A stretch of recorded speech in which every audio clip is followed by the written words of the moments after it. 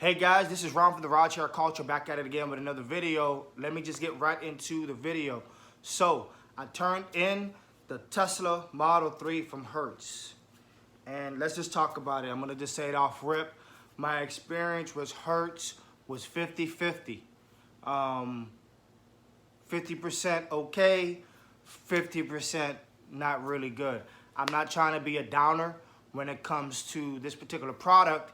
However, when it comes to their service system, it needs a lot of work, and I believe the people that's working the system, they either need training or the whole system needs to be scrapped and be redone again.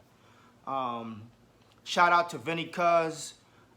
He has had his negative experiences with Hertz, and I'm gonna explain what happened when I turned in my car. So I had my Tesla Model 3 for about, since January 7th, 2023 till May, what is it now? Today's May 29th. I turned it in last week till, May 21st, I believe I turned it in. I can't remember, I don't have the paper in front of me, but it was May 21st, basically, I turned it in. And my thought process was that I was going to pay the last fee of $520. That didn't happen. I ended up spending $629 because this is what the lady at the Hertz told me. If you guys ever been to the Miami office off of 28th Street, right behind the rental car center, Hertz has an office where they do the car sales, and then they also do the Uber Hertz rentals. So there's a lady there. She's one of the managers.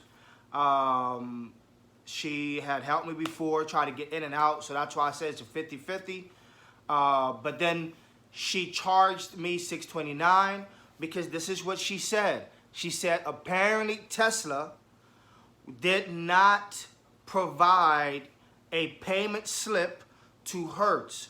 So there were many drivers who were charging their cars and Hertz was not getting the payment. However, as I showed her, I said, hey, here are the receipts on my bank statement. You guys have charged me the amount of the regular charge of Hertz plus the charging fees. Now, I don't have a receipt of that because Hertz does it automatically weekly. So my weekly pay average was $505, and my charging was usually $50 a week to $55. Especially now, like toward my end of the rental, it was about $60 charging because the rates of the charging of the Tesla went up. So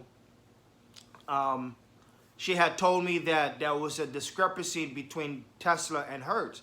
And I said, well, as a renter, did you tell me that? Did you contact me and email me saying, hey, Ronald, your charging services have not been noted by us because of some situation with Tesla? I said, I have not received any notice and I'm paying a lot of money for this vehicle.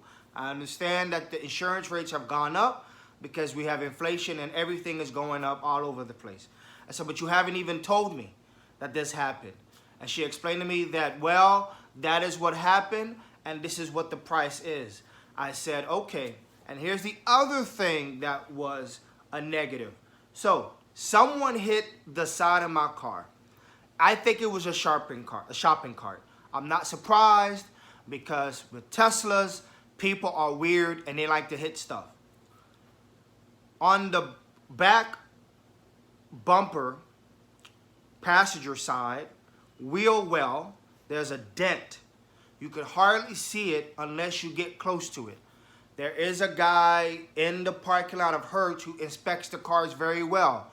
He does it very well. I believe he used to be some type of manager or whatnot, but now he's working in the parking lot checking cars out. For those who go to the Miami office, you know who I'm talking about. He's a tall gentleman. Very cool guy. He said, hey, your car's damaged. I said, well, somebody hit it, but I got full coverage. So if somebody hit the car, I don't pay for it, right? That's the reason why I pay so much weekly for the vehicle. So she tells me because there's a dent that Hertz says you no longer can rent a Tesla electric car. I can rent the Polestar. I could rent the Kona electric. They have a Kia EV6 I could rent. I can rent an Ioniq. She said an Ioniq if they ever get one. And she said I could rent all the gas cars. They have I was looking at a Buick Enclave, but that's a different story. But she had said I was no longer able to rent that because I have a damage to the car. And I said, but I pay for the insurance. She said, that is what Hertz rules are. I said, okay. So I said, I'm cutting ties with this. And it's mostly, it's an experience that I don't want anybody else to go through. If you're gonna rent with Hertz, it's because you don't have any other options in your market and you really need to get a car. And you really need to plan out with this because they got too many surprises. For example, last week I was charged a $10.51 fee for a toll pass, but the Tesla has a toll pass in it with my license plate, with that license plate connected. And I didn't disconnect the plate when I turned it in. I did it, of course, a day after. So how did I get a $10 if the car has never moved? Because I could see it. I drive my other car that I drive by the area. I work in the area on my W-2. So that's the experience that I've had with Hertz. The whole year when it comes to the billing system has just been unacceptable. There's so much moving parts. I mean, even the CEO of the company needed to step down because of the decision that he made with these vehicles. I will say that it has made me money. The Tesla vehicle made me a lot of money, but because the rates kept going up, and on top of that, I cannot do Lyft nor InDrive, and I'll talk about InDrive in a second. I just got into the InDrive system. Yeah, so with that being said, if you're gonna do that, guys, be responsible. Make sure you're very organized. Make sure you be asking the right questions. Get your receipts from them so everything will be fine. But anyway, this is Ron from the Rideshare Culture. Thank you again for watching, and I will catch you guys in the next one. Peace.